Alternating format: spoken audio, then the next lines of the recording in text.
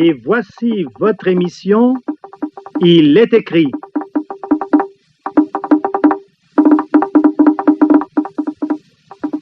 Une analyse des tendances, des faits, des événements de notre époque à la lumière des Saintes Écritures.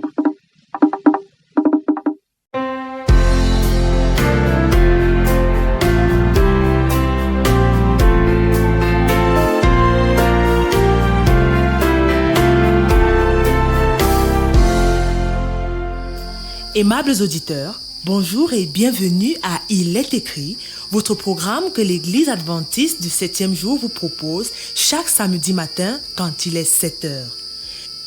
Léonel Simon assure la partie technique, Chloé et Cassie est aussi présente pour nos conseils santé, Nicanor Vongele est également là pour la synthèse de l'étude de la semaine, Emmanuel et Marcel Milon s'occupent de la logistique, Elsa Madeleine Sangou, c'est mon nom, et je vous propose, pour lancer notre magazine ce matin, de méditer sur les paroles de cette chanson intitulée « Mon seul abri, c'est toi ». C'est une interprétation d'Anne Teko. Savourons ensemble. Car tu me délivres et chaque fois que j'ai peur, je m'appuie sur toi. Je m'appuie sur toi et dans ma faiblesse, le Seigneur me renforce.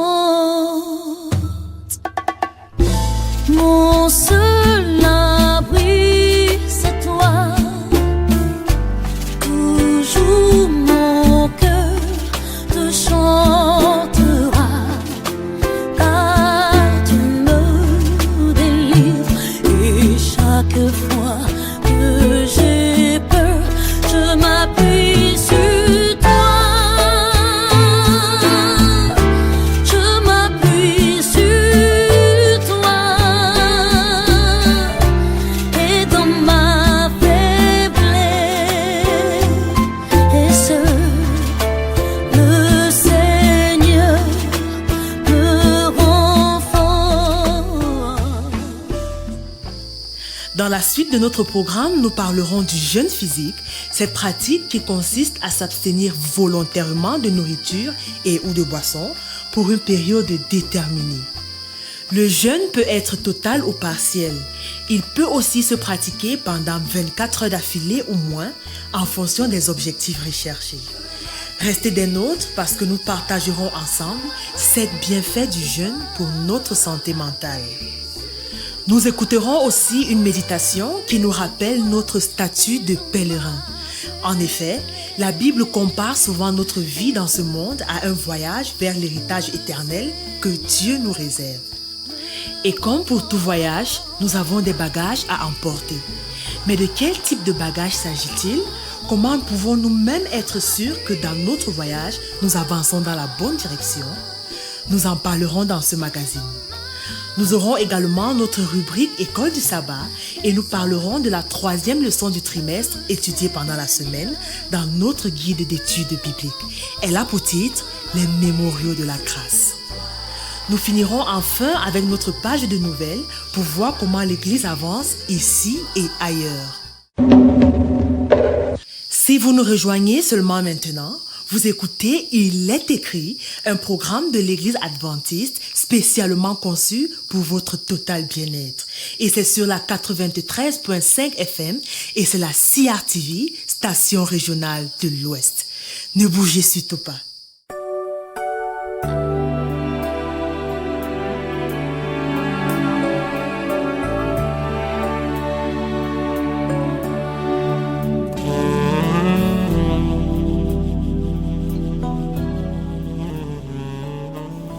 Mes chers amis, voici venu le moment de notre rubrique santé et bien-être et c'est avec, bien sûr, Chloé et Cassie.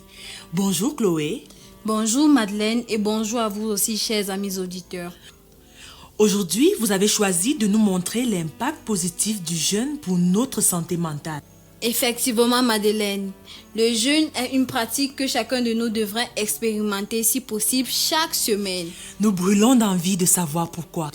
Madeleine, le jeûne offre plusieurs avantages pour notre bien-être.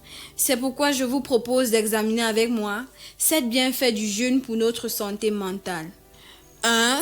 Réduction du stress et de l'anxiété. Le jeûne pratiqué 1 à 2 fois par semaine peut aider à diminuer le niveau de cortisol, l'hormone du stress, contribuant ainsi à une sensation de calme et de détente. 2. Amélioration de la clarté mentale et de la concentration. En réduisant les fluctuations de la glycémie, le jeûne peut maintenir une concentration stable sur de plus longues périodes. 3. Stimulation de la production dans notre corps de la protéine associée à la croissance des cellules nerveuses. 4. Régulation des neurotransmetteurs. Le jeûne peut influencer la production de neurotransmetteurs tels que la sérotonine, laquelle joue un rôle clé dans la régulation de l'humeur. 5. Amélioration de la résilience au stress. Le jeûne peut renforcer les mécanismes de réponse au stress du corps, favorisant ainsi une meilleure gestion de situations stressantes. 6. Formation de nouveaux neurones. Le jeûne peut favoriser la formation de nouveaux neurones, ce qui peut être bénéfique pour la prévention du déclin de la pensée lié à l'âge. 7. Équilibre hormonal. Le jeûne peut contribuer à réguler les hormones liées au bien-être émotionnel, telles que les endorphines et la sérotonine. Pour finir, mes chers amis, rappelons que le jeûne doit être pratiqué de manière sécurisée et adaptée à nos besoins individuels, en consultant un professionnel de santé si nécessaire. Dans le livre de Matthieu chapitre 6, le verset 7 à 18, le Seigneur Jésus nous donne ce conseil. Lorsque vous jeûnez, ne prenez pas un air triste comme des hypocrites qui se rendent le visage tout défait pour montrer aux hommes qu'ils jeûnent. Je vous le dis en vérité, ils reçoivent leur récompense. Mais quand tu jeûnes, parfume ta tête et lave ton visage, afin de ne pas montrer aux hommes que tu jeûnes, mais à ton Père qui est dans le lieu secret, et ton Père qui voit dans le secret te le rendra. C'est tout pour ce matin, mes chers amis, mais je vous donne déjà rendez-vous la semaine prochaine, puisque nous aborderons un nouvel aspect concernant les bienfaits du jeûne pour notre santé. Bon sabbat, Madeleine. Bon sabbat, Chloé. Par la grâce de Dieu, nous serons bien au rendez-vous.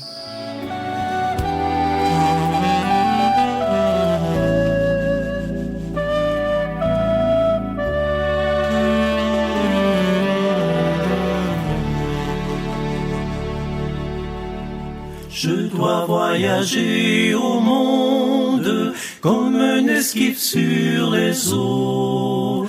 Et la tempête qui gronde déjà fait mugir les flots. Christ est ma vie, il est mon roi. Toujours il prie, notre Père pour moi. Il m'a donné la boussole qui sans erreur pointe au port. C'est sa vivante parole, avec elle le point de mort.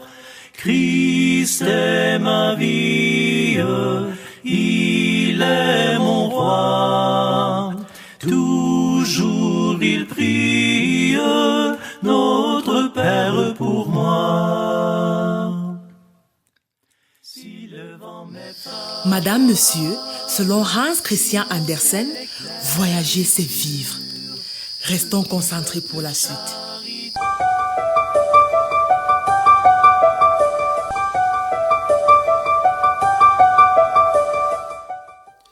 Madame, Monsieur, bonjour. Une collègue m'a raconté une expérience qu'elle a vécue il y a quelques années. Elle avait pris un bus de nuit du côté de Mimboman à Yaoundé, dans la région du centre, en direction de Bafoussam, dans la région de l'ouest. Au niveau du village Ebebda, une dame s'est écriée « Où sommes-nous, s'il vous plaît ?» Quelqu'un lui a répondu « Nous venons de traverser le pont sur la Sanaga. Bafia n'est plus très loin. » La dame a lancé un cri de détresse. « Mais moi, je vais plutôt à Douala !» Que s'était-il passé? Comment avait-elle pu confondre de bus? Et pourquoi personne ne l'avait remarqué jusque-là, plusieurs heures après? Mes chers amis, la vie est souvent comparée à un voyage. Nous sommes des pèlerins sur cette terre, en route vers une destination plus grande que ce que nous voyons autour de nous. La Bible nous parle de cette réalité, nous invitant à considérer notre existence terrestre comme un parcours vers un but éternel. Dans un monde où les repères changent vite et où les priorités peuvent sembler varier, il est essentiel de se rappeler que notre véritable destination est au ciel. Nous lisons en effet dans l'Épître aux Hébreux, chapitre 11, du verset 13 au verset 16. « Tous ceux-là sont morts dans la foi, sans avoir obtenu les choses promises, mais ils les ont vus et salués de loin, déclarant qu'ils étaient étrangers et voyageurs sur la terre. Ceux qui parlent ainsi montrent qu'ils cherchent une patrie. S'ils avaient eu en vue celle d'où ils étaient sortis, ils auraient eu l'occasion d'y retourner. Mais maintenant, ils aspirent à une meilleure patrie, c'est-à-dire à une patrie céleste. C'est pourquoi Dieu n'a pas honte d'être appelé leur Dieu, car il leur a préparé une cité. Ce texte nous parle des héros de la foi en nous donnant plusieurs traits les caractérisant. Analysons-les ensemble. Premièrement, selon Hébreux chapitre 11 verset 13, les héros de la foi se reconnaissent comme étrangers sur terre. Abraham, Isaac, Jacob et les autres vivaient comme des pèlerins sans s'attacher définitivement aux choses de ce monde. Ils savaient qu'ils étaient seulement en transit. Deuxièmement, le regard des héros de la foi était fixé sur une patrie meilleure, une cité céleste que Dieu lui-même prépare. Ce n'est pas un simple concept, chers amis, c'est la promesse d'un foyer éternel auprès de notre Créateur. Troisièmement, la foi était une de leurs qualités. Selon Hébreux chapitre 11 verset 1, la foi nous permet de voir l'invisible. Ces hommes et ces femmes de foi saluaient les promesses de loin sans les avoir touchées du doigt dans cette vie, mais avec une conviction ferme et inébranlable. Les versets 8 à 10 d'Hébreux chapitre 11 mettent l'accent sur Abraham, communément connu dans beaucoup de religions comme étant le père de la foi. Abraham est le modèle même de celui qui se considérait comme un pèlerin. Appelé à quitter Ur, il partit sans savoir où il allait, sinon que Dieu le guidait. Il habitait sous des tentes, attendant la cité de Dieu. Quel modèle de foi, quel exemple de foi vivante à imiter. D'autres textes de la Bible parlent aussi de notre statut de pèlerin sur cette terre. Citons par exemple 1 Pierre chapitre 2 verset 11. « Bien-aimés, je vous exhorte comme étrangers et voyageurs sur la terre. » Nous avons aussi Philippiens chapitre 3 verset 20. « Mais notre cité à nous est dans les cieux. » Dans ce voyage qui est le nôtre vers la vie éternelle, il y a des bagages à emporter. Mais ce ne sont pas des bagages encombrants, des bagages lourds à porter et qui ralentissent notre marche. Ce ne sont pas des choses matérielles comme les voitures, les belles maisons, les beaux vêtements, les bijoux, nos diplômes ou nos comptes en banque. Non, au contraire, ce sont des bagages spirituels. Mes chers amis, si nous voulons réussir notre pèlerinage terrestre avec succès, certaines choses sont absolument essentielles. J'en ai recensé 9 au total qui doivent nous aider. La première, c'est la foi, cette confiance en Dieu et en ses promesses, confère Hébreux chapitre 11 verset 1. La deuxième, c'est l'espérance, cette vertu qui nous conduit à attendre avec patience ce que Dieu a promis. Un proverbe foufoudé l'exprime si bien en déclarant que la patience peut cuire un caillou. Dans Romains chapitre 8, versets 24-25, nous lisons ce qui suit. Car c'est en espérance que nous sommes sauvés. Or, l'espérance qu'on voit n'est plus espérance. Ce qu'on voit, peut-on l'espérer encore? Mais si nous espérons ce que nous ne voyons pas, nous l'attendons avec persévérance. Le troisième bagage à emporter dans notre voyage, c'est l'amour. Un amour pour Dieu et pour nos semblables. Le quatrième élément, la parole de Dieu. Nous devons étudier la Bible et en faire chaque jour notre guide et notre lumière. Le psaume 119, verset 105 déclare « Ta parole est une lampe à mes pieds et une lumière sur mon sentier. » Le cinquième bagage à emporter avec nous, c'est la prière, qui est simplement définie comme étant une communication avec Dieu. La Bible nous invite à prier sans cesse pour rechercher la puissance et la force d'en haut. Le sixième élément, la paix de Dieu, cette paix qui surpasse toute compréhension. Un esprit constamment troublé en effet peut vite se décourager dans ce grand voyage. Le septième bagage, l'humilité. L'humilité qui est la reconnaissance de notre dépendance envers Dieu. Confère Philippiens chapitre 2, les versets 3 et 4. Le huitième élément, la gratitude. C'est la reconnaissance des bénédictions de Dieu. Le livre de 1 Thessaloniciens chapitre 5, verset 18, nous le rappelle en ces termes. Rendez grâce en toutes choses, car c'est à votre égard la volonté de Dieu en Jésus-Christ. Enfin, neuvième équipement à emporter, la communion fraternelle. Elle consiste, entre autres, dans le soutien des frères et des sœurs dans la foi. Confère Hébreux chapitre 10, les versets 24 et 25.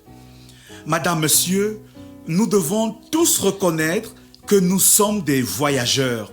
Intégrer cela peut changer notre façon de vivre ici-bas.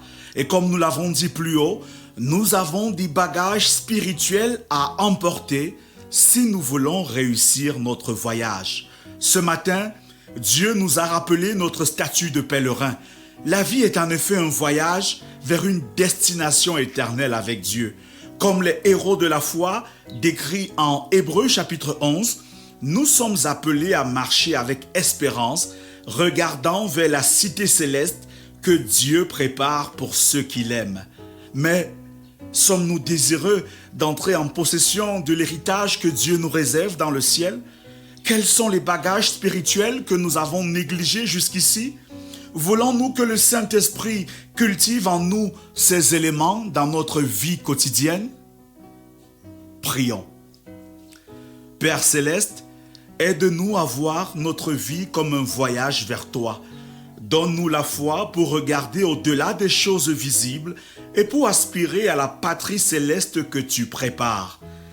Accorde-nous les bagages spirituels nécessaires pour la route. Guide-nous chaque jour sur ce chemin avec ton amour et ta présence, parce que nous t'avons prié au nom merveilleux de Jésus-Christ notre Sauveur. Amen. Attelons en voyage vers le bord éternel. S'il survient un orage, pensons au doux rivage, pensons au doux rivage. Notre port, notre port, notre port est au ciel. Notre port, notre port, notre port est au ciel. Notre port est au ciel. Notre port est au ciel. Notre port est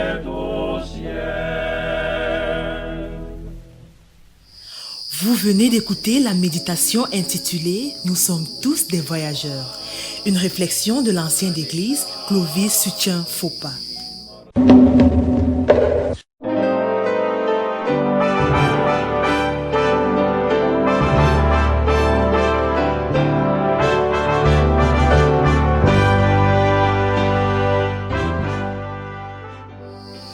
Madame, Monsieur, voici venu le temps de la rubrique consacrée à notre guide d'études bibliques hebdomadaire. Bonjour Nicanor. Bonjour Madeleine et surtout bonjour à nos fidèles auditeurs. Ce matin, vous nous parlez de la leçon numéro 3. Effectivement, nous sommes à la leçon numéro 3 qui a pour titre « Les mémoriaux de la grâce ». Car l'Éternel votre Dieu a mis à sec devant vous les eaux du Jourdain jusqu'à ce que vous eussiez passé, comme l'Éternel votre Dieu l'avait fait à la mer Rouge, qu'il mit à sec devant nous jusqu'à ce que nous eussions passé, afin que tous les peuples de la terre sachent que la main de l'Éternel est puissante, et afin que vous ayez toujours la crainte de l'Éternel votre Dieu. Josué le chapitre 4, le verset 23 et 24. La leçon explore la traversée miraculeuse du Jourdain par les Israélites, soulignant l'importance de se souvenir des actes puissants de Dieu. Dieu demande aux Israélites de construire un mémorial de 12 pierres pour rappeler le miracle et enseigner aux générations futures la puissance et la fidélité de l'Éternel. L'oubli spirituel peut avoir des conséquences graves. Se remémorer les interventions de Dieu nourrit la foi et motive à vivre selon sa volonté. Le Jourdain et la mer Rouge sont des symboles de délivrance dans la Bible, évoquant des changements de statut importants. Le baptême de Jésus dans le Jourdain lui confère une signification spirituelle dans le Nouveau Testament.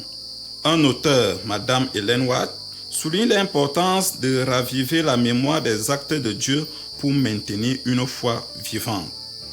Voici quelques points clés qui ressortent de cette leçon numéro 3. Comme premier point, la traversée du Jourdain est un miracle montrant la puissance de Dieu. Deuxièmement, le mémorial construit avec 12 pierres est un rappel pour les générations futures. 3. Ce souvenir de Dieu est crucial si nous voulons maintenir notre foi et notre identité spirituelle. Quatrième et dernier point, le fleuve Jourdain et la mer Rouge évoquent la délivrance accordée par Dieu et un changement de statut. En conclusion, mes chers amis, cette leçon nous rappelle l'importance de cultiver une relation vivante avec Dieu chaque jour. De plus, nous devons éviter l'oubli spirituel en nous souvenant constamment de ce que l'Éternel a accompli et continue d'accomplir dans nos vies. Bonne étude, bon sabbat et à sabbat prochain. Bon sabbat Nicanor et à la semaine prochaine.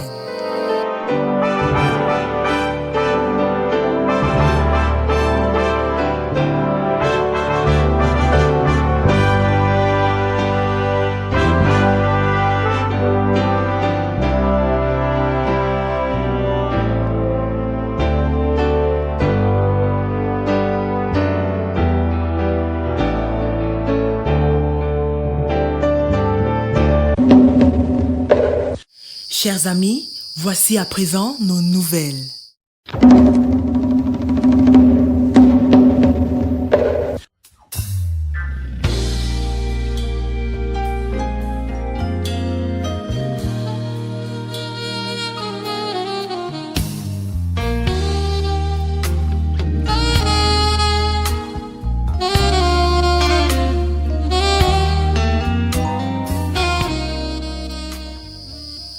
Dans le cadre du réveil et de la réforme, nous lisons toujours un chapitre de la Bible chaque jour et cette semaine, dès demain dimanche, nous lirons dans le livre de Deutéronome au chapitre 33 jusqu'au livre de Josué au chapitre 5. L'autre lecture de la semaine se fera dans le livre Patriarches et Prophètes au chapitre 34 et 35. Chaque jour, à 7h le matin ou 7h le soir, nous allons réclamer les promesses de Dieu sur le Saint-Esprit. Nous allons aussi intercéder pour notre pays et supplier le Seigneur pour la paix, la sécurité et la stabilité. Le samedi 25 octobre prochain, il sera célébré dans l'Église adventiste mondiale le sabbat de la création. Ce sera l'occasion pour les adventistes dans les plus de 213 pays où ils se réunissent chaque semaine de faire une pause, de réfléchir et d'adorer Dieu en tant que créateur du monde. Le sabbat de la création offre à tous les hommes, petits et grands, l'opportunité spéciale de se souvenir que Dieu a créé notre monde en 6 jours et qu'il est au contrôle de toutes choses. Dans la Fédération des Adventistes de l'Ouest Cameroun, laquelle regroupe les régions du littoral, de l'Ouest, du Nord-Ouest et du Sud-Ouest, signalons en éducation que du côté de Fumbaut, le COSBA, le complexe scolaire bilingue adventiste, a organisé sa cérémonie de rentrée solennelle et spirituelle mercredi dernier sous la conduite du pasteur Mbiakop Jean Hus, chef de district ecclésiastique Mifinoun, et en présence de Madame Goula Liliane, secrétaire générale de la commune de Fumbaut, ainsi que de nombreux autres invités de marque, de plusieurs parents et des élèves venus nombreux pour la circonstance. Ce programme de rentrée solennelle et spirituelle au COSBA a permis aux participants de s'humilier devant le Seigneur et de placer l'année scolaire 2025-2026 entre les mains du Tout-Puissant afin qu'il accorde santé, sagesse et réussite aux élèves, au corps enseignant et à toute l'administration du collège. Des engagements ont été également pris par les élèves, les enseignants et l'administration du COSBA afin de respecter le règlement intérieur du collège et de travailler avec acharnement. Sur les grands objectifs de cette rentrée solennelle et spirituelle au complexe scolaire bilingue adventiste de Fumbaut, je vous propose d'écouter le principal, l'ancien d'église, Thomas Dipeni. C'est un moment pendant lequel on consacre nos services à l'endroit de nos enfants à Dieu. C'est un moment pendant lequel on s'engage, n'est-ce pas, à donner le meilleur de nous-mêmes. Écoutons maintenant l'orateur du jour, le pasteur Mbiakop Jean Hus, ainsi que Madame Goula Liliane, secrétaire générale de la commune. Il était question pour moi de parler de l'espérance, qui est la force pour la rentrée. L'espérance, c'est le mot-clé du message de ce matin parce que les apprenants, les enseignants, tout le personnel, ils ont besoin de capter ce concept pour pouvoir évoluer au détriment, au-delà des difficultés. Il y aura les difficultés, mais en espérant à Dieu, parce qu'il a dit qu'il a un projet de paix pour chacun et de l'avenir, il pourra donc réussir à travers l'espérance. Pour ce qui est du collège adventiste, moi je pense que je dois tirer comme ça un coup de chapeau au principal du collège adventiste qui, à chaque rentrée scolaire, décide de confier cet établissement dans les mains du Seigneur. Car tout ce que nous faisons sans l'accompagnement de Dieu est toujours vain. Donc le collège adventiste, en dehors de la formation intellectuelle, décide également de former spirituellement ses enfants pour que nous puissions avoir un avenir très meilleur.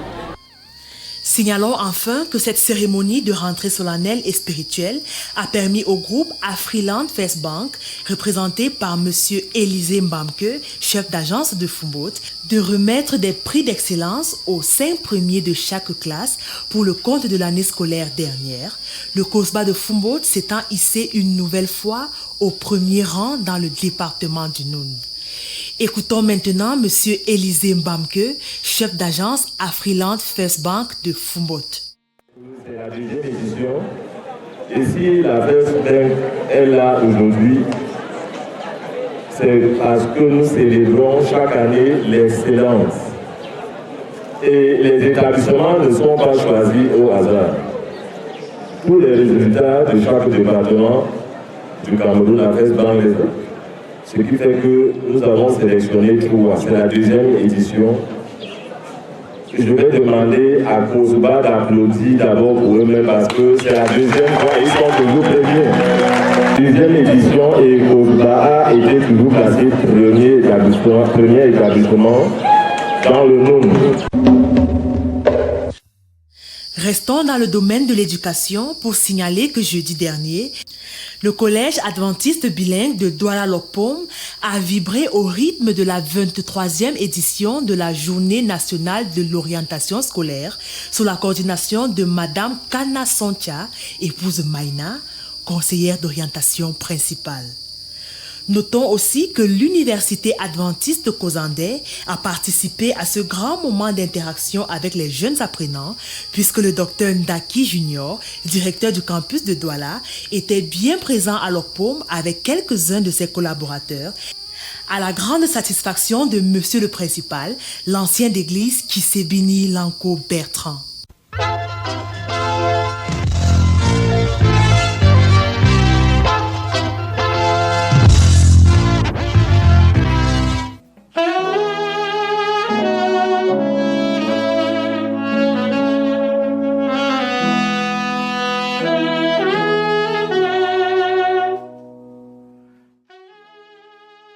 Mes chers amis, notre programme tire bientôt à sa fin, mais si vous avez besoin de prières, de conseils ou d'études bibliques, contactez-nous au 699 85 85 69 ou au 675 42 80 95 ou enfin au 699 66 45 05.